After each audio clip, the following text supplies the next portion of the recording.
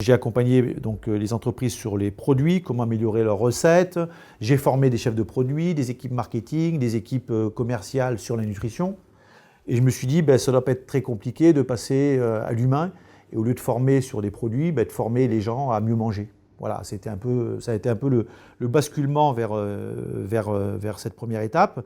Et puis après, je me suis dit, mais c'est bien d'intéresser les personnes à comment mieux manger, mais ce n'est pas suffisant, puisque si je mange bien et à côté de ça, que je ne me bouge pas et que je dors mal, voilà. Donc on s'est très rapidement intéressé à l'hygiène de vie. Et donc c'est comme ça qu'est née ma nouvelle activité, Vital Campus, qui a pour objectif d'accompagner en fait les salariés vers une meilleure prévention santé au travail. Donc avec un discours qui est très simple, qui est très basique, qui est de dire si on a une meilleure hygiène de vie, on va être en meilleure santé, donc on va avoir moins d'arrêts maladie, moins d'accidents de travail, donc c'est pour le bien des salariés, c'est pour le bien de l'entreprise, c'est pour le bien de tout le monde.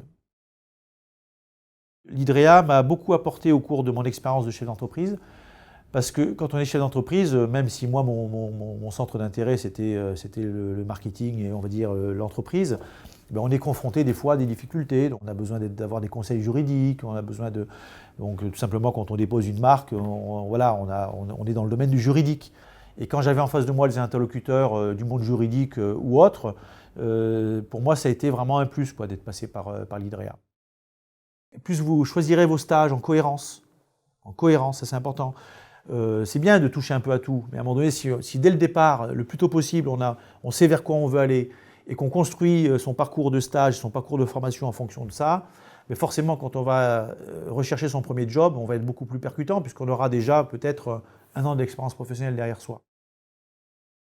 Ce qui m'a marqué vraiment très fortement à l'Hydrea, et j'en parle d'ailleurs très régulièrement, c'est la diversité, quoi. Voilà, pour moi, c'est l'ouverture d'esprit.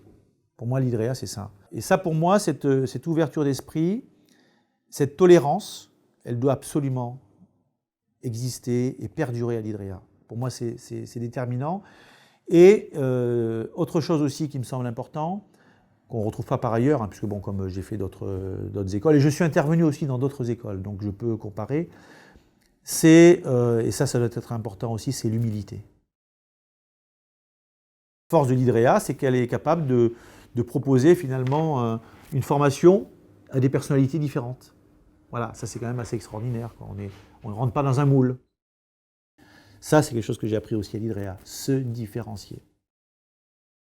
Ah bah oui, moi c'est ce que j'arrête pas de raconter même à mes enfants. Pour moi, c'est la liberté. Le maître mot, c'est la liberté.